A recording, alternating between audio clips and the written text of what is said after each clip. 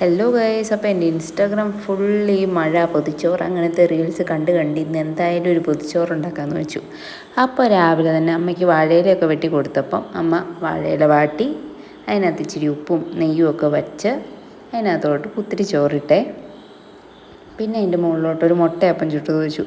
തേങ്ങയും സവോളയൊക്കെ ഇട്ടതാണ് കേട്ടോ. പിന്നെ അച്ചാറായി, ചമ്മന്തിയായി. പിന്നെ ഇത് രാവിലെ ഞാൻ കടലയുടെ ഒരു സാലഡാണ് കേട്ടോ തിന്നേ. Protein rich salad. കറിയുടെ എണ്ണം കൂടാൻ വേണ്ടി നമ്മൾ ഓരോരോ സാധനങ്ങൾ പൊതിച്ചോറിലോട്ടിട്ടില്ലേ, അതുപോലൊരു ഐറ്റം ആയിരുന്നു ഇത്. പിന്നെ ചാള വറുത്തതുണ്ടായിരുന്നു. പിന്നെ ഇന്നത്തെ കറി മെയിൻ കറിയായിരുന്നു അവിയലും കടച്ചക്കത്തോരനും കേട്ടോ. ഇത് രണ്ടുമാണ് നോർമലി പൊതിച്ചോറൊന്നും ഇല്ലെങ്കിൽ വീട്ടിൽ കാണുന്ന ഇന്നത്തെ കറി. പിന്നെ ഉരുളക്കിഴങ്ങ് മെഴുക്കുവരട്ടിയും പൊതിച്ചോറിന് വേണ്ടി മാത്രം ഉണ്ടാക്കിയതാണേ. പിന്നെ പപ്പടം വീട്ടിലുണ്ടായിരുന്നു കേട്ടോ, മിനിഞ്ഞാന്നെങ്ങാണ്ട് കാച്ചി വെച്ചേക്കണത്. അപ്പോൾ ഇത്രയും കറികളായി. അവസാനമായപ്പോൾ ചോറ് കാണാൻ മേലാത്ത ഭാഗത്തിന് കറിയായി. എനിക്ക് കറി കുറവായിരിക്കുമോ എന്നുള്ള സംശയമായിരുന്നു. അങ്ങനെ പൊതിച്ചോറൊക്കെ കിട്ടി. അങ്ങനെ ഞാനും അമ്മയും കുറേ നേരം വെയിറ്റ് ചെയ്തു. പൊതിച്ചോറിന് ടേസ്റ്റ് കൂടണമെങ്കിൽ അത് കുറച്ച് നേരം ആ ചോറും പൊതി തന്നെ ഇരിക്കണമല്ലോ. അപ്പം ഞങ്ങൾ ഉച്ചയായപ്പോഴത്തേനും തുറന്നു കേട്ടോ. ഇത് തുറക്കുമ്പോൾ ഒരു മണമുണ്ട്, ഒന്നും പറയാനില്ല. അപ്പോൾ എനിക്ക് ഈ പപ്പടം സോഫ്റ്റായിട്ടിരിക്കുന്നത് ഇഷ്ടം. ചിലർക്കത് ഒട്ടും ഇഷ്ടമല്ല കേട്ടോ.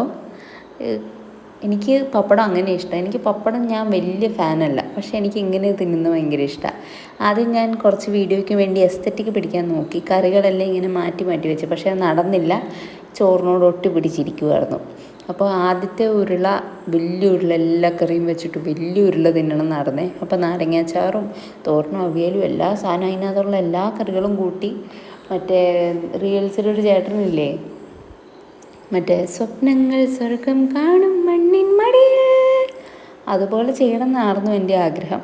പക്ഷെ ഞാൻ കറിയെല്ലാം വെച്ച് കഴിഞ്ഞ് ഉരുട്ടാൻ നോക്കിയിട്ട് നടന്നില്ല ഗൈസ്. അത് കുഞ്ഞ് ആയിട്ട് തന്നെയാണ് വന്നത്. അതിനൊരു പ്രത്യേക ഷേപ്പൊന്നും കൊടുക്കാൻ എനിക്ക് പറ്റിയില്ല. അപ്പം കിട്ടിയതുപോലെ ഞാനങ്ങ് തിന്നു. ആർത്തി മൂത്തിരിക്കുമായിരുന്നു. അങ്ങനെയാണ്, തുറന്നു കഴിയുമ്പോൾ കഴിച്ചില്ലെങ്കിൽ ഒരു സമാധാനം ഇല്ലല്ലോ. അങ്ങനെ ഞാൻ കഴിച്ചു തുടങ്ങി.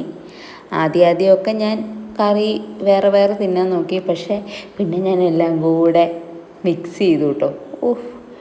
എൻ്റെ ദൈവമേ, ഇന്നത്തെ ഊണ് എന്നാ കുശാലായിരുന്നെന്നറിയോ. വീട്ടിലിരുന്നാണ് പൊതിച്ചോറ് തിന്നാൻ ഒന്നുകൂടെ സുഖമെന്ന് ഞാൻ ഇന്നാണ് മനസ്സിലാക്കി. നമ്മൾ വർക്ക് പ്ലേസിലായിരിക്കുമ്പോൾ ഇച്ചിരിയും കൂടെ കോൺഷ്യസ് ആയിരിക്കുമല്ലോ. അപ്പോൾ വീട്ടിലൊരു തവണയെങ്കിലും പൊതിച്ചോറുണ്ടാക്കി തിന്നാത്തവരുണ്ടാക്കി കഴിക്കണം കേട്ടോ. അടിപൊളി ഫീലിംഗാണ്.